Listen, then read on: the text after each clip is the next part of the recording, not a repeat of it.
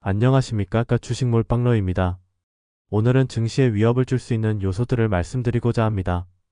13일 금요일 저녁에 증시가 많이 올라서 기회를 놓쳤다고 생각하시는 분들이 많으실 것 같은데 너무 염려치 마셔도 될 것 같습니다. 이유는 국채금리 리스크가 있기 때문입니다. 현재 미국 10년물 국채금리는 4.6%를 넘은 상태로 최근 10년간 거의 최고점 수준입니다. 직전 고점이 4.7%였고 전고점이 약 5% 수준이었습니다. 역사적으로 봤을 때 국채금리가 매우 높다고 말할 수 없는 수준이지만 기업들은 낮은 금리에 맞게 재무를 설계했고 2% 이하의 낮은 금리 대비 2배 이상 높아진 현재 금리가 회사의 존폐에 영향을 미칠 정도로 부담이 될 시점이 점점 다가오고 있습니다. 물론 미국 기업들의 경쟁력과 경제가 현재 4.6%의 금리를 버틸 만큼 너무나도 강하여 큰 문제가 없을 수도 있지만 조금 더 금리가 높아져 5%까지 치솟으면 버틸 수 있는 회사가 몇 안 될 것으로 보입니다. 금리가 현재 대비 더 높아져서 4.7% 정도만 가도 증시에 큰 부담을 줄 수 있을 것으로 보이고 그때 증시가 순간 폭락하여 매수를 비중 있게 들어가 볼 만한 타이밍이 아닐까 생각합니다. 혹은 5%까지 올랐을 때일 수 있지만 현실적으로 5%까지 올리는 상황을 만들지 않지 않을까 조심스럽게 추측합니다. 낮은 가능성은 아니라 긴장하며 5%에 대응할 준비를 해야 하겠지만 5% 금리까지 올라가지 않도록 4.7%대에 대비 미국 정부가 최소한의 노력을 더할 것은 분명합니다. 미국 금리만 놓고 보면 사실 대단히 큰 문제는 아닐 것으로 보입니다. 더 커 보이는 문제가 있는데 바로 중국의 10년물 국채금리입니다.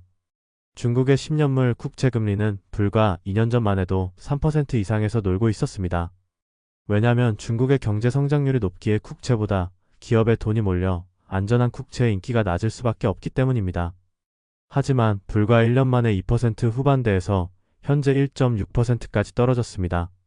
이는 중국 국채의 인기가 최근 급격히 높아졌다는 것이고 안전한 국채에 돈이 급격히 몰렸다는 건 경제 성장을 시켜야 하기 때문에 돈이 기업에 몰려야 하는 중국의 계획과 180도 상반되는 상황입니다.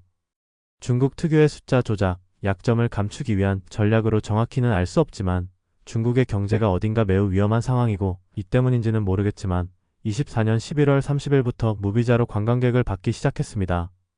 이는 어떤 방법으로든 경제 악화를 조금이나마 지체하려는 모습으로 보입니다. 그러면 여기서 질문 하나 드리겠습니다. 미국의 치솟는 국채금리, 중국의 치솟는 국채금리 때문에 정말로 경기 침체가 온다는 것이 확실하다면 당장 주식을 빼야 할까요? 절대 아닙니다. 정말 큰 경기 침체가 온다고 할지라도 현재는 아닙니다.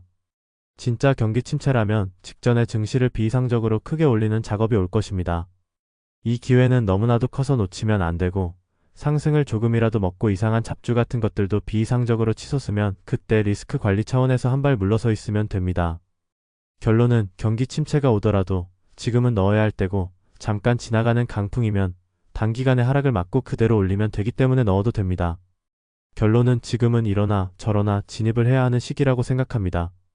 오늘 영상은 말이 뒤죽박죽인데 결론은 미국 국채금리에 따라 추매를 할 수 있는 단기 조정 기회가 올 수 있기 때문에 긴장을 놓지 말아야 하고 설령 경기 침체가 오더라도 지금 자금을 빼는 것은 아니냐 라고 할 수 있을 것 같습니다.